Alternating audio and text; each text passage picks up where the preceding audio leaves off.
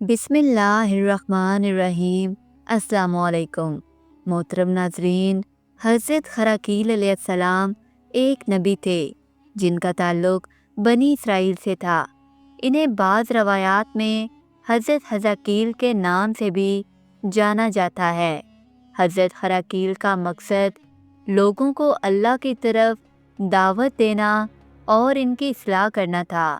ان کا ایک مشہور واقعہ یہ ہے کہ اللہ کے حکم سے انہوں نے مردہ بستی کو زندہ کیا۔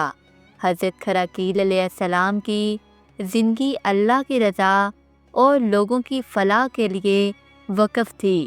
بعض روایات سے پتہ چلتا ہے کہ حضرت خراکیل علیہ السلام اللہ کے حکم سے مردوں کو زندہ کرتے تھے۔ ان کا ذکر قرآن مجید میں ذوالکفل کے نام سے ہوا ہے، جیسے کہ اللہ تعالیٰ نے فرمایا، اور اسماعیل، الجسا اور ذوالکفل کا ذکر کرو، یہ سب نیک لوگوں میں سے تھے۔ حضرت خراکیل علیہ السلام کو اللہ تعالیٰ نے نبی بنایا تھا۔ ایک دن اللہ کے حکم سے آپ نے بنی اسرائیل کو جہاد کا حکم دیا، لیکن وہ لوگ موت کے خوف سے جہاد کے لیے تیار نہ ہوئے۔ اس نافرمانی کی سزا کے طور پر اللہ کا غضب نازل ہوا اور ان پر طاعون کی بیماری مسلط کر دی گئی، جس کے باعث بہت سے لوگ مر گئے۔ خوف کے مارے وہ لوگ اپنے گھروں کو چھوڑ کر بھاگ گئے۔ ایک موقع پر وہ لوگ ایک جگہ جمع ہوئے جہاں ایک شدید آواز سنائی دی، جس سے وہ سب مر گئے۔ لاشوں کی بہت زیادہ تعداد کی وجہ سے انہیں دفن کرنا ممکن نہ ہوا، اس لیے ایک دیوار بنا کر ان لاشوں کو ایک جگہ ڈال دیا گیا۔ سورج کی گرمی سے ان لاشوں کا گوشت گل گیا اور صرف ہڈیاں باقی رہ گئی۔ جامع الطوری کے مطابق حضرت عباس رضی اللہ تعالی عنہ نے بیان کیا ہے کہ وہ 4000 لاشیں تھیں۔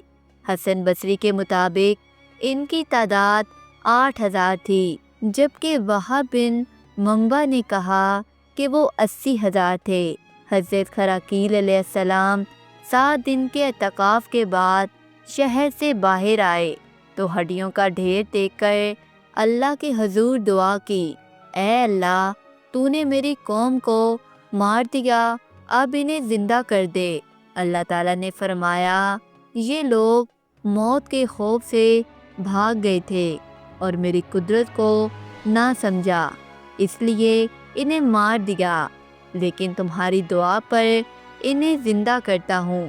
جیسا کہ اللہ تعالیٰ نے فرمایا، کیا تم نے ان لوگوں کو نہیں دیکھا جو موت کے خوف سے اپنے گھروں سے نکل بھاگے، حالانکہ وہ ہزاروں کی تعداد میں تھے۔ حضرت خراکیل علیہ السلام نے دعا کی، پھر اللہ تعالیٰ نے ان لوگوں کو زندہ کر دیا۔ یہ سب اللہ کا فضل تھا، لیکن زیادہ تر لوگ اس کا شکر نہیں کرتے تھے۔ جب وہ لوگ شہر واپس آئے تو کہا کہ ان کے جسموں سے اور نسلوں کے جسموں سے بدبو آ رہی تھی۔ پھر وہ اپنی اپنی میراث پر جا کر بیٹھے۔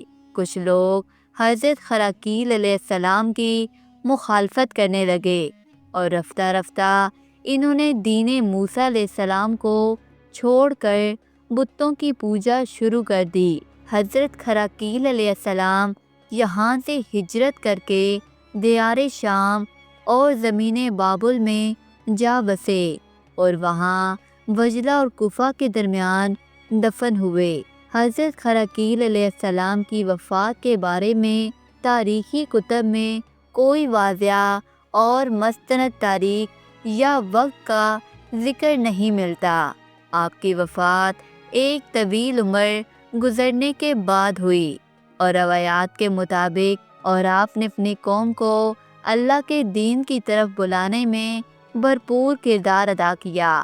آپ کا مدفن بھی یقینی طور پر معلوم نہیں، لیکن بعض روایات کے مطابق آپ کا مزار شام کے علاقے میں واقع ہے، لیکن یہ بات بھی بالکل سچ نہیں کہی جا سکتی کہ وہ کہاں دفن ہوئے۔